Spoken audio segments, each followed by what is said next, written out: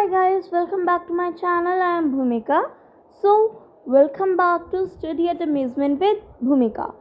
So, now I am back with the part 2 of my video, Chapter 2 History, Class 8 NCERT. So, let's not waste time and start with our concept. So, I am giving the sheet that we have to read is on your screens now. Just wait a minute. So, this is the topic that we have to read now. East India Company begins trade in Bengal. The first English factory was set up on the banks of river Hooghly in 1651. जो first English factory थी वो river Hooghly के banks पर बनाई गई थी 1651 में. This was the base of the company's traded, known at that time factors. ये कंपनी का बेस था जिसे हम फैक्टर्स बोलते थे.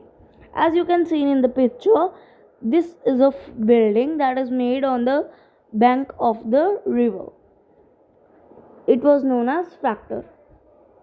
The factory had a warehouse where goods for export.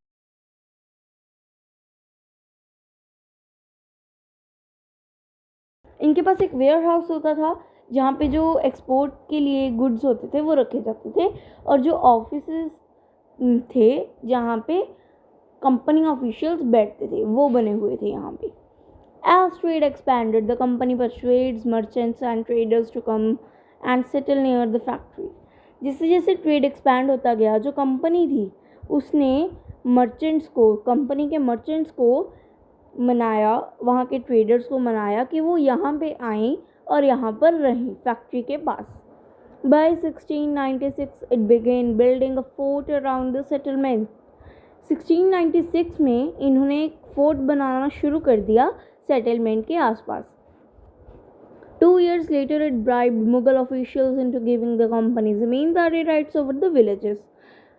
अब इन्होंने क्या किया, 2 years बाद उन्होंने मुग़ल ऑफिशियल से राइट ले लिया ज़मींदारी का 3 विलेजेस कि उन्होंने 3 विलेज की ज़मींदारी अपने अंडर ले ली. One of these was Kalikata which is grew into the city of Calcutta और Kolkata as it is known today. फिर उनके पास उनमें से वो 3 विलेजेस में से जो एक थी विलेज वो कैलिकटा थी जिसे हम आज के टाइम में कोलकाता बोलते हैं. अब वो एक सिटी बन चुकी है, पहले वो एक विलेज थी. It also persuaded the Mughal emperor Aurangzeb to issue a farman granting the company the right to trade duty free. इससे क्या हुआ, जो मुगल एम्परर था उसे कंपनी ने मना लिया एक फरमान इशू करने के लिए कंपनी को. वो फरमान क्या होता है, फरमान एक रॉयल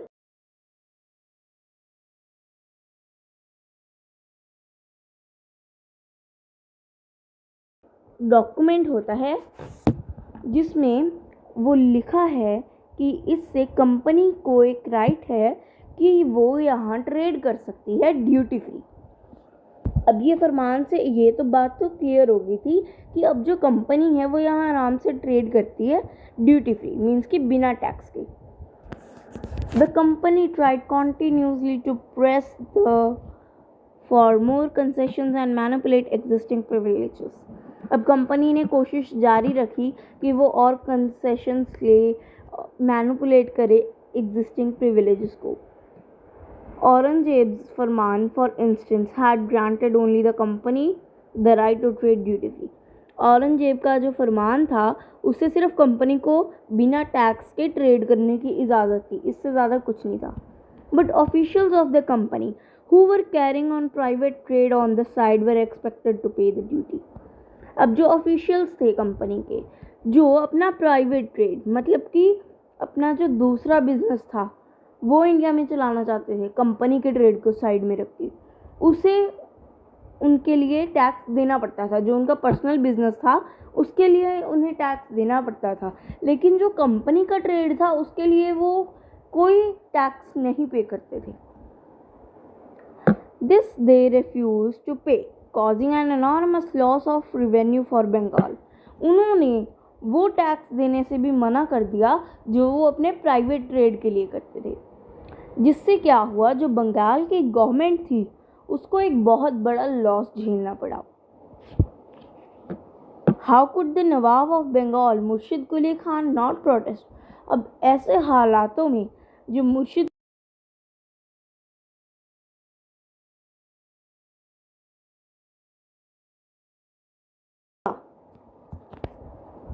अब ये जो पिक है ये उसकी सिग्निफिकेंस है।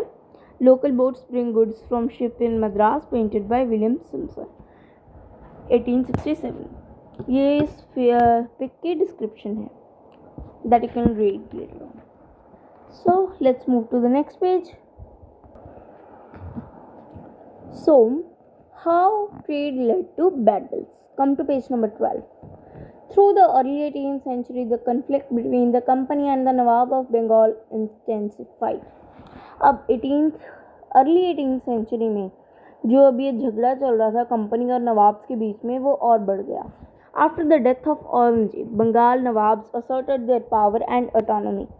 औरंगजेब की डेथ के बाद बंगाल के जो नवाब थे उन्होंने अपनी पावर और ऑटोनॉमी अपने हाथों में ली, as other regional powers were doing at that time, जैसे कि बाकी रीजनल पावर्स कर रही थी उस वक्त। Murshid Quli Khan was followed by Alivardi Khan and then Sirajuddaula as the nawab of Bengal. Murshid Quli Khan के बाद अलीवर्दी खान बना नवाब बंगाल का, और उसके बाद सिराजुद्दौला नवाब का बंगाल बना। Each of them was stronger ruler. वो सभी स्ट्रॉन्गर रूलर्स थे उस टाइम पे। They refuse to grant the company concessions, demanded large tributes for the company right to trade, denied it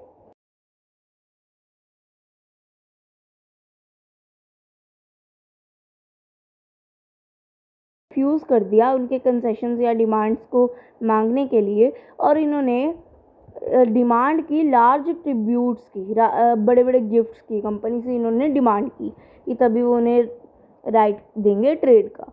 और इन्होंने कंपनी को मना कर दिया कॉइन्स बनाने से। कंपनी क्योंकि अपने कॉइन्स बनाने लगी थी, इन्होंने इस चीज़ से कंपनी को रोक दिया। उसके बाद क्या हुआ, इन्होंने कंपनी को फोर्टिफिकेशंस बनाने से भी मना कर दिया। क्या हुआ, इन्होंने जो कंपनी फोर्ट्स बना रही थी इन्होंने उसके लिए मना ही दे दी कि कंपनी अब यहाँ पे फोर्ट्स नहीं बना पाएगी। Accusing the company of deceit, they claimed that the company was depriving the Bengal government of huge amounts of revenue and undermining the authority of the Nawab। इससे क्या हुआ कि जो कंपनी थी उन्होंने क्लेम कर दिया कंपनी के खिलाफ, जो बंगाल के नवाब थे, कि जो कंपनी है ये बंगाल की गवर्नमेंट को ह्यूज अमाउंट ऑफ रेवेन्यू नहीं दे रही है, मीन्स कि उनका लॉस करवा रही है, उनको ना रेवेन्यू दे रही है, और ये नवाब की अथॉरिटी को ये कंपनी चैलेंज कर रही है। It was refusing to pay taxes, writing disrespectful letters and trying to humiliate the Nawab and his officials।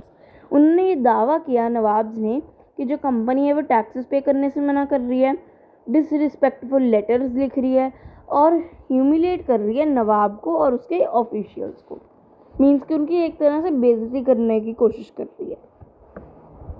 The company on its part declared that the unjust demands of the local officials were ruining the trade of the company, and trade could flourish only if the duties were removed।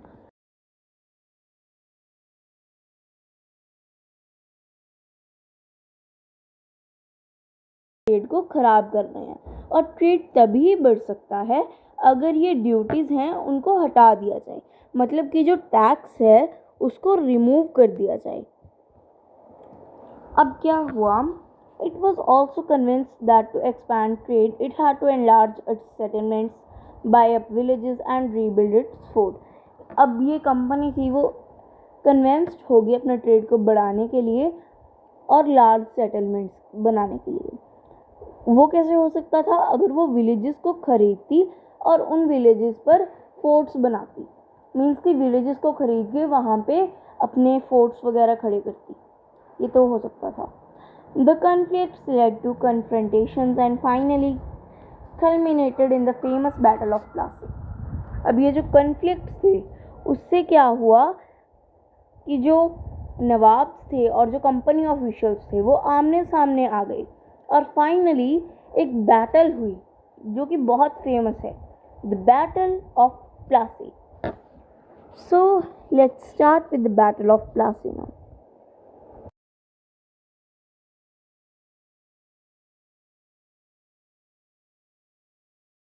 Sirajuddaula became the Nawab of Bengal. The company was worried about his power and keen on a puppet ruler who would willing to give trade concessions and other privileges. So it tried though without success to help one of Sirajuddaullah's rival become the Nawab.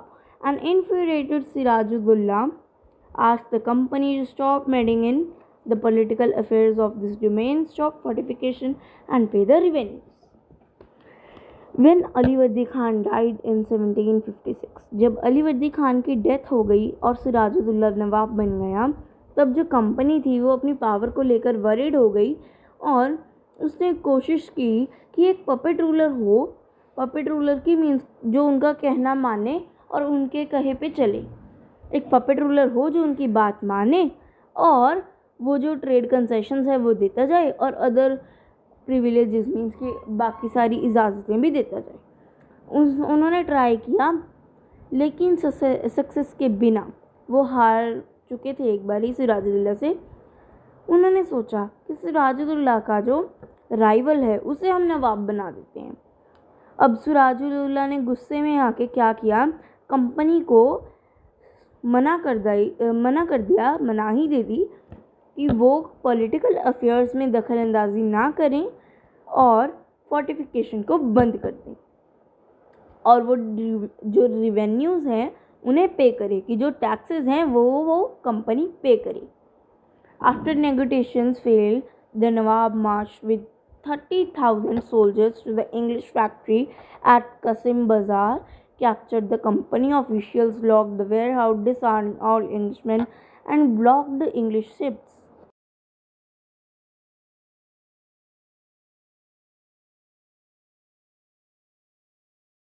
Factory के ऊपर हमला किया और company के officials को capture कर लिया. उनके जो वेयर हाउसेज उन्हें लॉक कर दिया. जितने भी इंग्लिश मैन थे उनके पास जो भी हथियार थे वो सारे ले लिए और उसके बाद जो शिप्स थी उनको भी ब्लॉक कर दिया. Then he march to Calcutta to establish control over the company's fort there. उसके बाद उसने क्या किया कि जो कंपनी के फोर्ट्स हैं कैलकाता पे, उसने वहाँ मार्च किया कि हम उन फोर्ट्स को भी अपने कब्जे में कर लेंगे.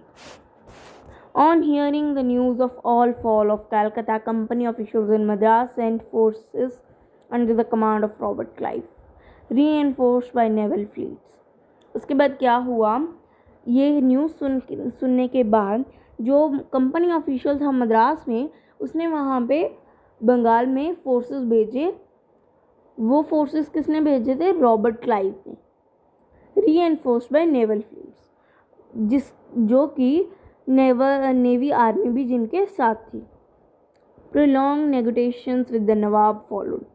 काफ़ी टाइम के बाद जो नवाब थे वो नहीं माने. नेगोटिएशंस मीन्स कि जितने भी हम जैसे बोल देते कि कोई समझौता है, काफ़ी लंबे समझौते की बातों के बाद भी नवाब ने इसे फॉलो नहीं किया. Finally, in 1757, Robert Clive led the company's army against Siraj-ud-Daulah at Plassey. 1757 में फाइनली जो रॉबर्ट क्लाइव थे उन्होंने कंपनी के खिलाफ एक बैटल कर ली, एक आर्मी खड़ी कर दी लाके सिराजुद्दौला के सामने at the battle of Plassey. कि प्लासी में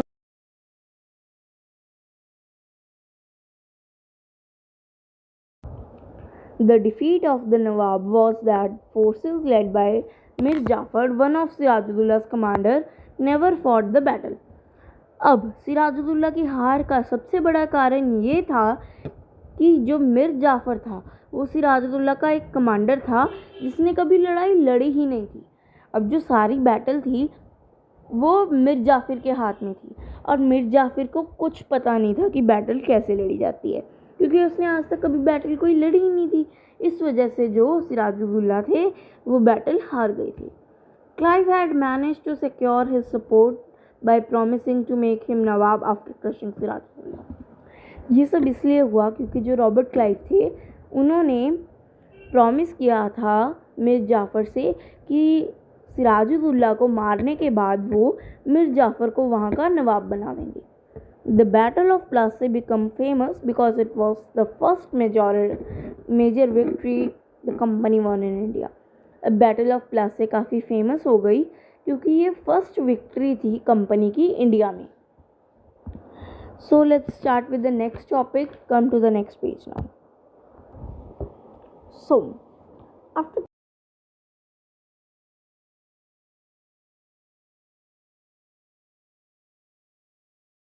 सिराजुद्दौला की डेथ हो गई क्योंकि उन्होंने उसको मार दिया था और जो मिर्ज़ा जाफ़र था वो वहाँ का नवाब बन गया। The company was still unwilling to take over the responsibility of administration. Company अभी तैयार नहीं थी और उसकी कोई इच्छा नहीं थी कि वो वहाँ की एडमिनिस्ट्रेशन की रिस्पॉन्सिबिलिटी ले। Its prime objective was the expansion of trade. उसका मेन फोकस था कि ट्रेड को कैसे एक्सपैंड किया जाए। If this could be done without conquest through the help of local rulers who were willing to grant privileges, then territories need not to be taken over directly. कहते कि अगर ये ऐसे ही ट्रेड करते जाएं लोकल रूलर्स की help के साथ तो इन्हें कोई ज़रूरत नहीं है टेरिटरीज़ को डायरेक्टली अपने हाथों में लेने के लिए, कोई नीड नहीं थी अगर ये लोकल रूलर्स उनके कहे पे चलें और उन्हें बेनिफिट्स दें, प्रिविलेजेस दें, that is benefits. Soon the company discovered that this was rather difficult, for even the puppet Nawabs were not as helpful as the company wanted to be. After all, they had to maintain a basic appearance of dignity and sovereignty if they wanted respect from their subjects. अब company ने ये बात समझ ली थी कि ये मुश्किल है क्योंकि पपेट रूलर्स भी थे, वो भी हमेशा इतने हेल्पफुल नहीं रहते थे जैसे कि कंपनी उन्हें चाहती थी। क्योंकि आफ्टर ऑल अब ये जो पपेट रूलर्स थे इन्हें भी एक बेसिक अपीयरेंस और एक रिस्पेक्ट चाहिए थी अपने सब्जेक्ट से। उनके सब्जेक्ट्स कौन थे? वहाँ के लोग। सवर्जिनिटी चाहते थे वो भी, मीन्स कि लोगों से अपने लिए रिस्पेक्ट चाहते थे और उसके लिए उन्हें सही फैसले लेने पड़ते थे, जिससे क्या होता था अब क्या हुआ कि कंपनी क्या कर सकती थी? When Mir Jafar protested, the company deposed him and installed Mir Qasim in his place. When Mir Qasim complained, he in turn was defeated in a battle fought at Buxar, driven out of Bengal, and Mir Jafar was reinstalled.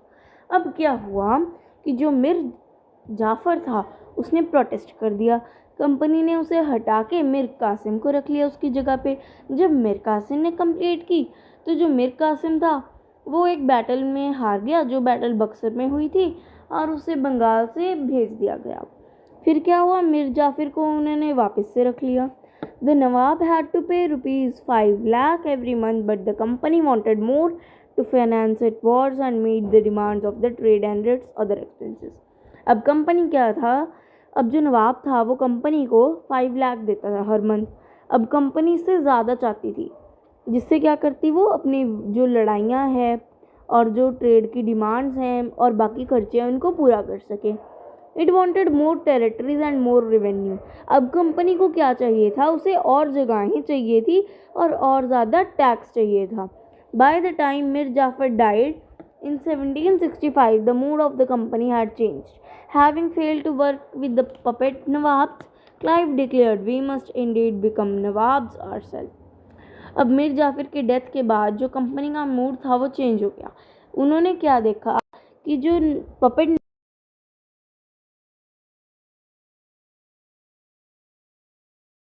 कि हमें खुद को नवाब बन जाना चाहिए।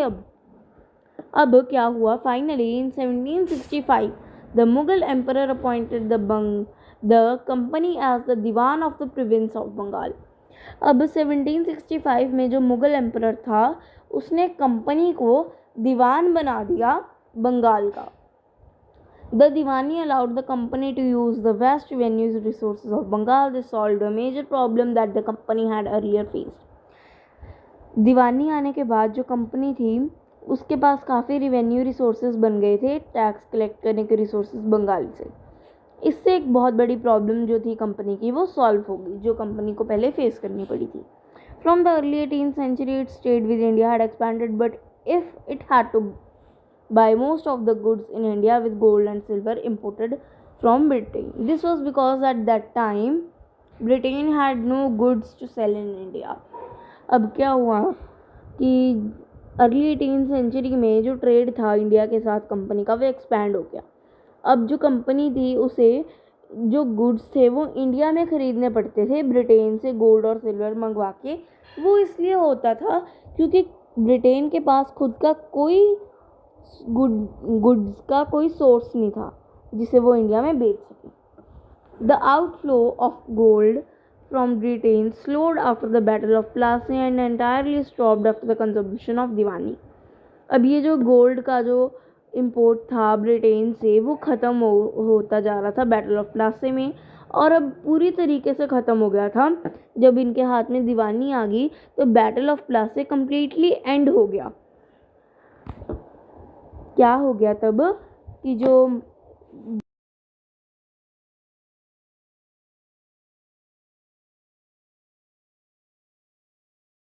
कि उसकी ज़रूरत नहीं थी. अब दीवानी से ही इनका सारा खर्चा चल जाता था यहाँ पे. Now revenue from India could finance the company expenses. जो रिवेन्यू आता था इंडिया से वो कंपनी के खर्चे पूरे कर देता था. These revenues could be use to purchase cotton and silk textiles in India, maintain company troops and made the cost of building the company fort and offices at Calcutta. इससे क्या हुआ कि जो कंपनी थी वो आराम से कॉटन खरीद सकती थी, सिल्क खरीदती थी इंडिया में, और कंपनी के जो ट्रूप्स थे उनको उनकी देख रेख थी, और जो कोस्ट थी कंपनी के फोर्ट्स बनाने की या ऑफिसेज जो कलकत्ता में बनते थे वो सभी जो डिमांड्स थी कंपनी की वो इस रेवेन्यू से कंप्लीट हो जाती थी. मीन्स कि इनको एक्स्ट्रा मनी की ज़रूरत नहीं थी. अब रेवेन्यू से ही इनका काम चल जाता था. अब हम पढ़ेंगे company officials become nabobs. So let me give you that sheet now. So guys अब हम पढ़ेंगे company officials become nabobs. What did it mean to be nawabs? It means of course that the company acquired more power and authority.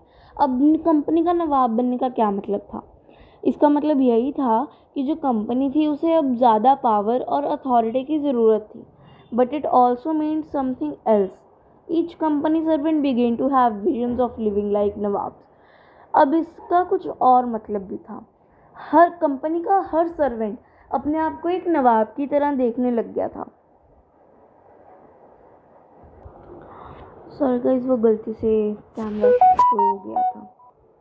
So let's start with the page number 15. After the Battle of Plassey, the actual Nawabs of Bengal were forced to give their lands and vast sum of money as personal gifts to the company officials. अब क्या हुआ, battle of Plassey के बाद जो असली नवाब थे बंगाल के उनको जोर दिया गया कि वो अपने लैंड और जो उनका पैसा है वो एक पर्सनल गिफ्ट के तौर पर कंपनी ऑफिशियल्स को दे दें. Robert Clive himself ashamed a Fortune in India. Robert Clive ने खुद ने ही इतना इकट्ठा कर लिया था फॉर्च्यून इंडिया में. ही हैड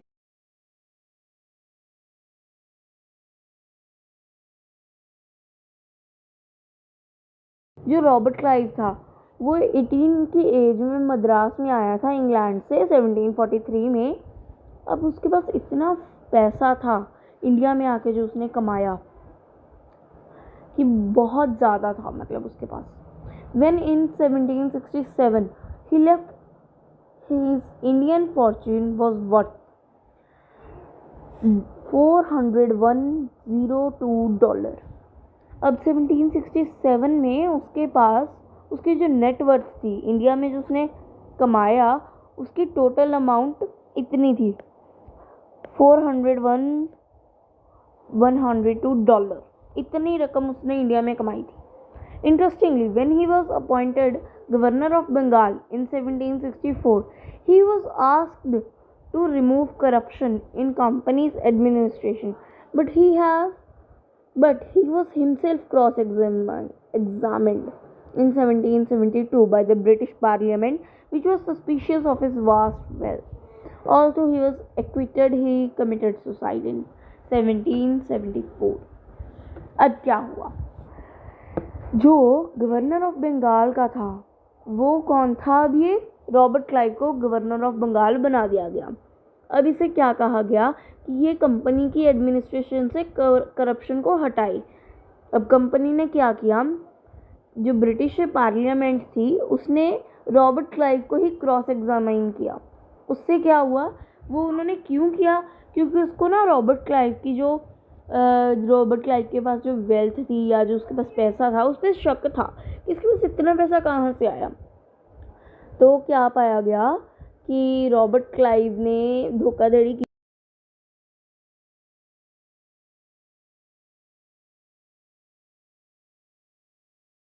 पार्लियामेंट ने छोड़ दिया था, मतलब उसे कुछ कहा नहीं, लेकिन फिर भी रॉबर्ट क्लाइव ने सुसाइड कमिट कर ली थी 1774 में। However, not all company officials succeeded in making money like Clive. कहते सभी जो कंपनी ऑफिशियल्स थे वो ऐसे पैसा बनाने में कामयाब नहीं हुए जैसे कि क्लाइव ने बनाया था पैसा इंडिया में आके। Many died an early death in India due to disease and war. It would be not right to regard all them as corrupt and dishonest. अब कहते हैं उनमें से कितने आए और कितने गए, कई तो जल्दी ही मर गए थे इंडिया में आके डिजीज़ या वॉर की वजह से। कहते हैं ये सही नहीं होगा कि उन सभी को ही हम करप्ट या डिसऑनेस्ट बोले। Many of them came from humble backgrounds and their uppermost desire was to earn enough in India. उनमें से कई जो थे वो हम्बल बैकग्राउंड से आए थे और उनका मेन पर्पस था कि हमने इंडिया में आके पैसा कमाना है और वापस ब्रिटेन लेके जाना है, return to Britain and led a comfortable life. Those who managed to return with the wealth led flashy lives and flaunted their riches. अब जो पैसा कमाने में कामयाब हुए उन्होंने अपनी ज़िंदगी ऐशो आराम में बिताई। अब वो जो लोग थे वो नबोब्स कहलाने लगे। नबोब्स क्या था, एक वर्जन था इंडियन वर्ड नवाब का।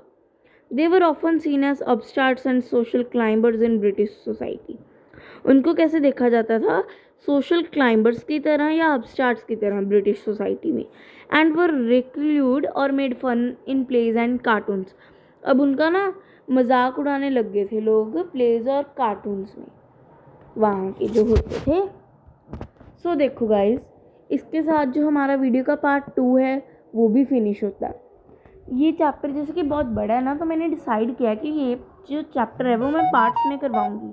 अब क्या है, हमारा फर्स्ट पार्ट हो गया, सेकंड भी हो गया, और अब जो थर्ड पार्ट होगा उसमें हम देखेंगे company rule expands, Tipu Sultan the tiger of Mysore, war with Marathas, claim of paramountcy, doctrine lapse, setting up a new administration, the company army, conclusion.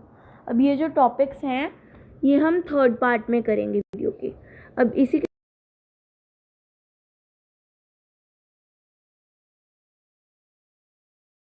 you just have to do 3 things that are like, share and subscribe. Bye bye, see you in the next time.